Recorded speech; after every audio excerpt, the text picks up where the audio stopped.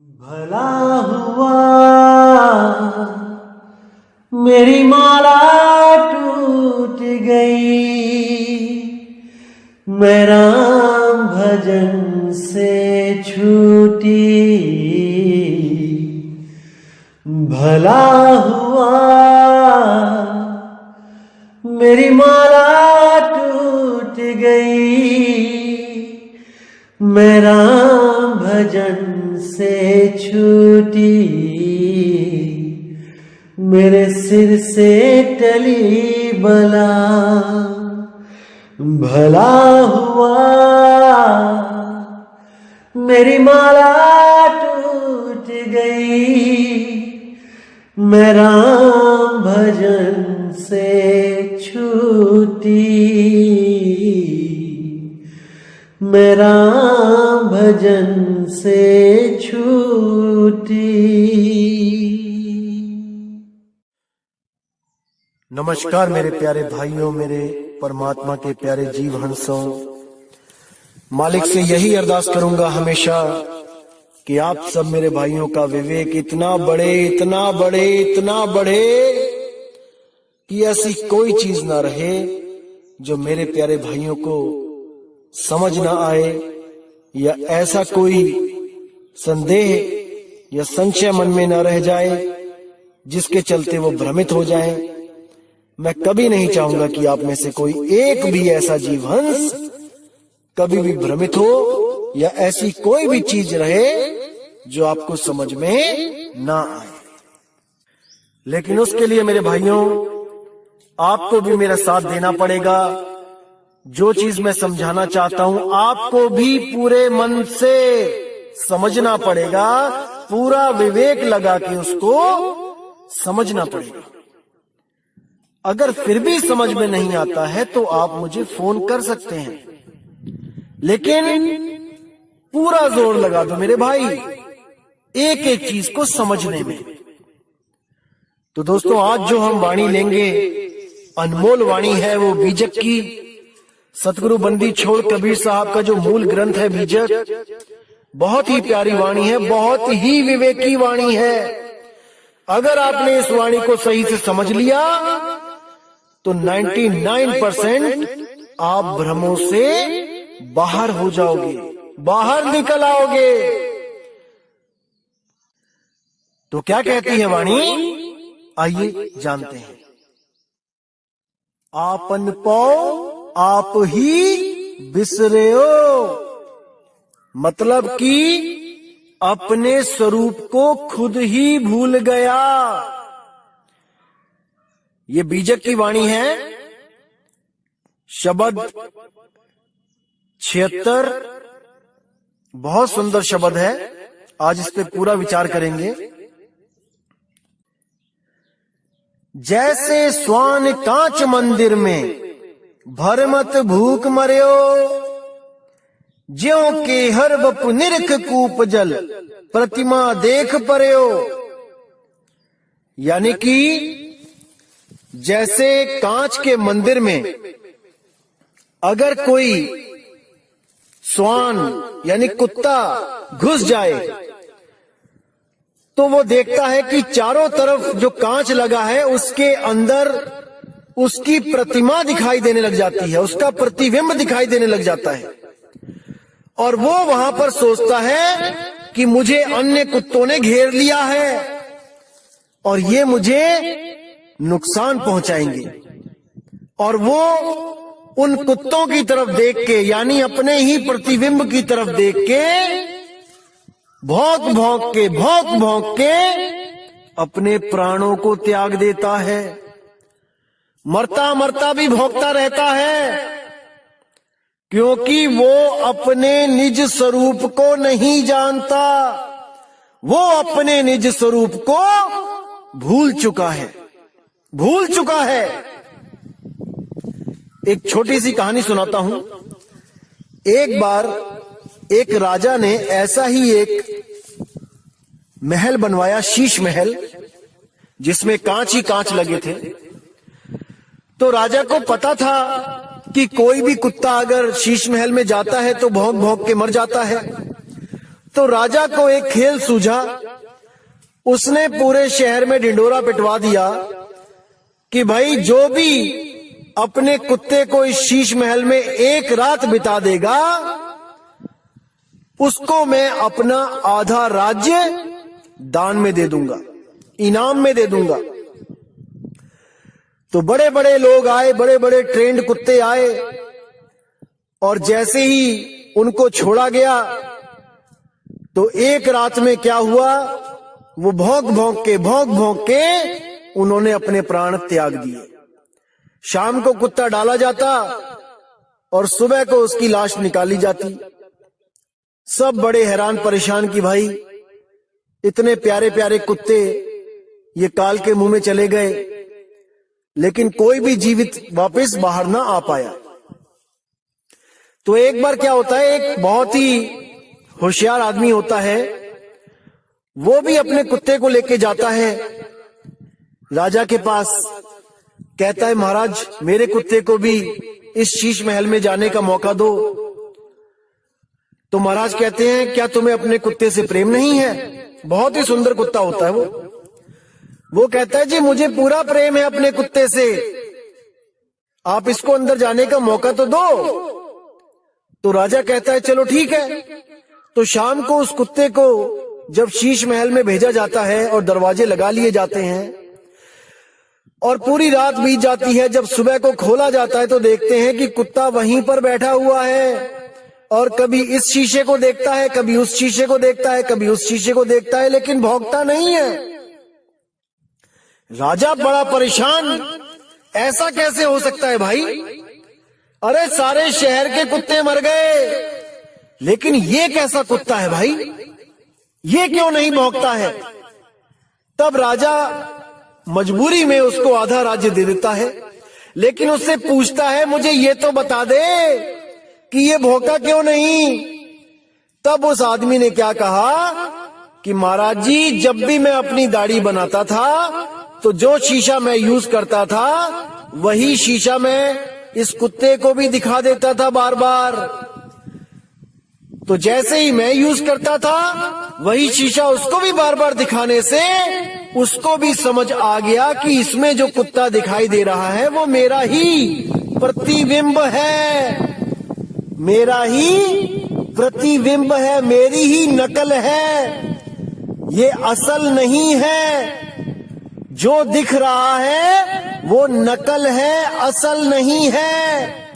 अरे जो दिखे सो माया संतों, इसीलिए साहिब ने बोला जो कुछ भी दिखता है वो दृश्य है और जो उसको देखता है वो दृष्टा है। इसीलिए कुत्ता भी समझ चुका था कि मैं दृष्टा हूं, मुझसे भिन्न कुछ नहीं है, सब भ्रम भूत है, मेरे सिवा कुछ भी सत्य नहीं है।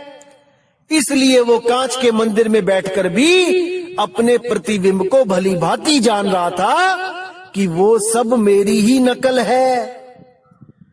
लेकिन कुछ लोग जो इस कुत्ते से भी गए गुजरे हैं विवेक बुद्धि में, वो उस प्रकाश को देखकर, वो किसी आकृति को देखकर, वो किसी महलों को देखकर, वो आम के बगीचों को देखकर, सोने की सड़कों को देखकर उनको असल मान बैठते हैं कि वो सब असल है, असली स्वर्ग है, असली सतलोक है, असली अगम अनामी लोक है।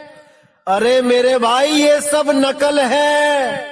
जो दिखे सो माया संतों, रंग बदले बहरूपिया।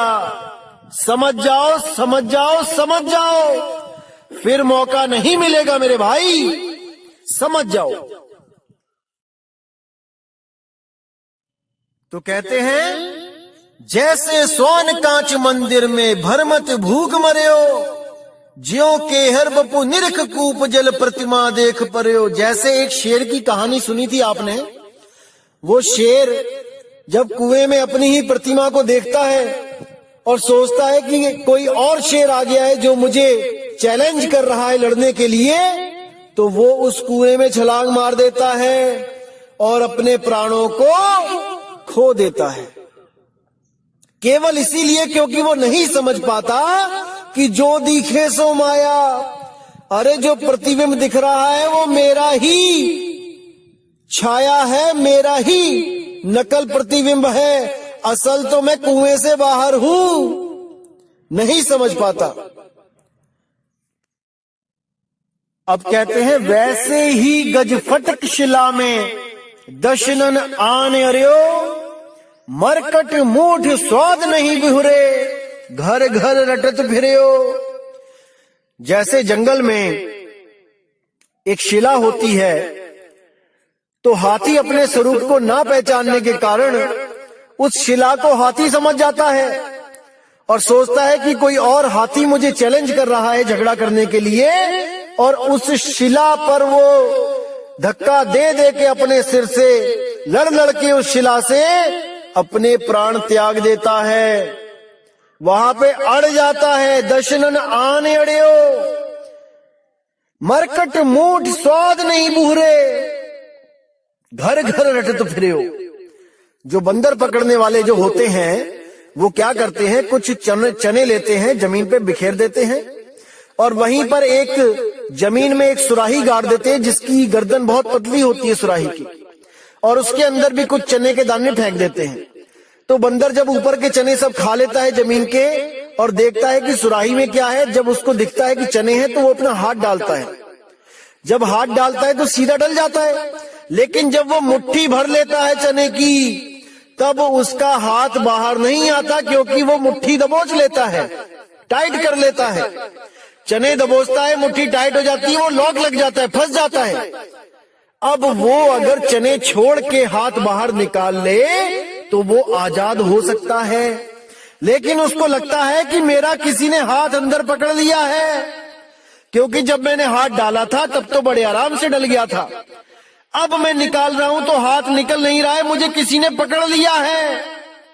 केवल और केवल उस लालच के कारण। अगर वो मुट्ठी खोल दे तो वो बाहर आ सकता है, लेकिन मुट्ठी बंद रखता है क्योंकि चने ना कहीं छूट जाएं। तो एक मुट्ठी चने के कारण वो पूरी उम्र घर घर नाचता है, घर घर नाटक करता रहता है और महादुख पाता है, आजादी को हमेशा के लिए खो देता है। ये केवल और केवल अपने निज स्वरूप को ना जानने के कारण मेरे भाई। तो आगे कहते हैं, कहे कबीर ललनी के सुवना तो है कवन पकड़ियो।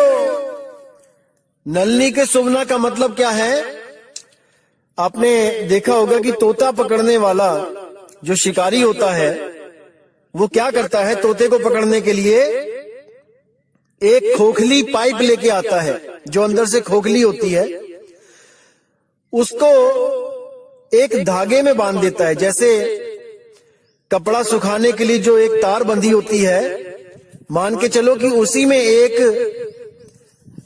पाइप जो खोखली है वो चढ़ा देता है ऊपर, अंदर धागा है, ऊपर पाइप है, और नीचे रख देता है बहुत बड़ा टब पानी से भर के, और उसी पाइप पे बांध देता है मिर्ची। अब तोता जब दूर से देखता है कि मिर्ची बंधी है तो उसको नहीं पता होता है कि ये पाइप है कि ये एक डाल है या एक तार है जिस पे मैं जाके बैठूं। उसको यही लगता है कि एक बैठने के लिए जगह बनी हुई है जिस पे मैंने जाके बैठ जाना है। तो जैसे ही वो वहां पे जाता है, जैसे ही वो पाइप पे बैठता है, वो पाइप क्या होती है, वो घूम जाती है। अब तोता जहां सीधा बैठता है वो उल्टा हो जाता है, और जैसे ही उल्टा होता है एकदम उसकी नजर नीचे पड़े पानी पे पड़ती है और वो डर जाता है।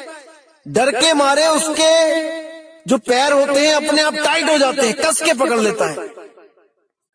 कस के पकड़ने के कारण वो पूरा उल्टा लटका होता है और वो सोचता है कि मुझे किसी ने बहुत जोर से पकड़ लिया है, और इस ललनी ने इस पाइप ने मुझे कस के पकड़ लिया है और अब ये मुझे छोड़ नहीं रही। इसी भ्रम में वो लटका रह जाता है और शिकारी आके उसको दबोच लेता है। अगर वो ये भ्रम निकाल दे कि इसने मुझे पकड़ा हुआ है और इस ज्ञान में आ जाए कि मैंने पकड़ा है इसको, मैं छोड़ के इसको उड़ सकता हूं। अगर इस ज्ञान को वो ग्रहण कर ले तो वो कभी भी पिंजड़े में कैद ना हो पाए। लेकिन अज्ञानतावश वो यही समझता रहता है कि इस नलनी ने, इस पाइप ने मुझे पकड़ लिया है और मैं अब उड़ नहीं पाऊंगा। बस इसी भ्रम में वो शिकारी के हाथ लग जाता है। इसीलिए साहिब बोल रहे हैं, कहें कबीर ललनी के सुवना तोहे कवन पकड़े हो। अरे तुझे किसने पकड़ा है रे, तूने पकड़ा है इसको। इसीलिए बोल रहे हैं, हे जीवात्मा तुझे कोई नहीं पकड़ सकता, काल तुझे नहीं पकड़ सकता, माया तुझे नहीं पकड़ सकती, 3 गुण तुझे नहीं पकड़ सकते, 5 तत्व, 25 प्रकृति, 10 इंद्रियां तुझे नहीं पकड़ सकते। तू आजाद है, लेकिन तूने इसे पकड़ रखा है, इसलिए तू गुलाम है, इसीलिए तू गुलाम है। अगर तुझे कोई ऐसा गुरु मिल जाए जो तुझे तेरा निज स्वरूप लखा दे और इस जड़वत प्रकृति से तुझे अलग कर दे, तो तुझे कोई नहीं पकड़ सकता। अरे नल्ली के सुवना तोहे कवन पकड़े हो, तुझे कौन पकड़ सकता है, अर्थात कोई नहीं। अरे ये धरती हांडी भई, ढकना भयो आकाश, 3 लोक ईंधन भया, जीव को कहा निकास। सतगुरु हांडी फोड़ के ढकना दियो उघार, और सुरत चली सतलोक को काल रहा झक मार। ये सुरत अपने निज स्वरूप उसको प्राप्त करने के लिए चली और ये काल झक मार रहा है। ये उसको नहीं पकड़ सकता, क्योंकि उस सुरत के बिना ये बेजान है, जड़ है। केवल उस सुरती की वजह से ये तन और मन चलायमान है, ये जीवित हैं। जैसे आप कार चलाते हो, कार जड़ है, आप चेतन हो, आपके द्वारा कार चलाई जाती है, आपके बिना कार नहीं चल सकती। समझो इसको, आप हो जो इसको चला रहे हो। इसी तरह तन और मन आपको नहीं पकड़ सकते, क्योंकि आपके बिना ये मुर्दा है, मुर्दा। लेकिन आपकी शक्ति से ये जीवित होके इस 3 लोक को बसा के बैठे हैं। 3 लोक में इनका राज है, आपको गुप्त कर दिया गया है, ये प्रगट है और आप उस गुप्त रूप को, उस गुप्त नाम को, उस निज नाम को नहीं जान पा रहे। इसीलिए बंदी छोड़ को यहाँ पर आप जैसी देह बना के आना पड़ता है, देह धारण करके आना पड़ता है। वो देहधारी नहीं है कि उसकी कोई अपनी देह है, वो देह धारण करके आता है। जैसे राजा किसी लड़ाई में जाए तो अस्त्र शस्त्र धारण करके जाता है। इसका मतलब ये नहीं कि वो घर में बैठा हो भी अस्त्र शस्त्र धारण करके बैठा होता है, या उसके शरीर ही अस्त्र शस्त्र से लदे होते हैं। नहीं भाई, जब समय आता है तब वो अस्त्र शस्त्र धारण करता है और युद्ध को जाता है। इसी तरह जब कबीर साहब ज्ञान देने आते हैं तब शरीर को धारण करते हैं, और जब निज स्वरूप में जाते हैं तो धारण शरीर को हटा देते हैं, गुप्त कर देते हैं। वो देहधारी नहीं है हमारी तरह, लेकिन हमारे लिए वो देह धारण करके आते हैं। असल में वो विदेही है, विदेही। समझ जाओ इस बात को मेरे भाई, समझ जाओ। तो दोस्तों, उम्मीद करूंगा कि आज के सत्संग से आपको निज स्वरूप के बारे में काफी हद तक समझ आ गया होगा। और कुछ लोग आपको भ्रमित करने की कोशिश कर रहे हैं कि देखो, जैसे कांच के मंदिर में कुत्ता भौंक भौंक के मर जाता है अपने निज स्वरूप को देखता हुआ, ऐसे ही आप भी मर जाओगे, भ्रमित हो जाओगे। दोस्तों, वो निज स्वरूप दिखता नहीं है, जो दिख रहा है वो निज स्वरूप नहीं है, वो प्रतिबिंब है। उन लोगों को इतना भी नहीं समझ में आ रहा है कि शीशे में निज स्वरूप नहीं दिखाई देता है, प्रतिबिंब दिखता है। निज स्वरूप वो होता है जो शीशे में देख रहा होता है, वो शीशे से बाहर होता है। और जिसको निज स्वरूप का ज्ञान होता है वो किसी भी चीज को देख के भ्रमित नहीं होता है। भाई अभी आप और ज्ञान अर्जित करो, तब इस ज्ञान के मैदान में आना मेरे भाई। तो आप लोगों ने इन लोगों की बातों पे बिना विवेक किए भरोसा नहीं करना है मेरे भाई। इन लोगों को बोलने दो क्या बोलते हैं, आप केवल विवेक करते रहो कि ये क्या कह रहे हैं, क्या समझाना चाहते हैं, कहीं ये खुद भ्रमित तो नहीं है जिनकी बातों में आके आप और भ्रमित हो जाओ। बिल्कुल पूरा विवेक लगा देना है आपने। किसी भी सत्संग को सुनने में जो मेरे खिलाफ बोलते हैं उसको 10 बार सुनो, समझो कि कहां पर वो गलती कर रहा है। अगर आपने उसकी गलती को पकड़ लिया तो मैं समझ लूंगा कि आप में विवेक शक्ति जाग चुकी है मेरे भाई, जाग चुकी है।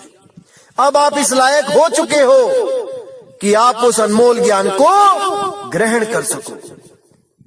तो दोस्तों आज का सत्संग इसी के साथ मैं समाप्त करता हूं। और आने वाली 1 तारीख को इस 12वें पंथ के काल दूतों का जो जाल है वो बिल्कुल काट दिया जाएगा। ऐसा कोई भ्रम नहीं बचेगा जो ये किसी को भ्रमित कर सकें। उस भ्रम का नाम लेके हर चीज बिल्कुल क्लियर कर दी जाएगी। और इनके पंथ का जो अज्ञान है वो 1 अप्रैल फूल वाले दिन खत्म कर दिया जाएगा, ताकि ये आने वाले किसी भी भगत को फूल ना बना सके, मूर्ख ना बना सके। ये 1 अप्रैल फूल आखिरी मूर्ख दिवस होगा भक्त समाज के लिए जो सच में परमात्मा को खोज रहे हैं। इस 1 अप्रैल फूल के बाद कोई भी अधूरा गुरु किसी भी भगत का 1 अप्रैल फूल नहीं बना पाएगा भाई, नहीं बना पाएगा। लेकिन आपने पूरा विवेक लगा देना है दोस्तों सत्संग को समझने के लिए। दास पूरी मदद करेगा आपकी कि आप इस सब भ्रम से बाहर आ सको। तो दोस्तों मुझे विदा दीजिए। जय गुरु बंदी छोड़ वैराग साहेब, जय गुरु बंदी छोड़ साधु शरण साहेब, जय गुरु बंदी छोड़ मदन साहेब, जय जय सतगुरु बंदी छोड़ सतगुरु कबीर साहेब की सदा ही जय हो, सदा ही जय हो मेरे मालिक की साहिब बंदगी सतनाम।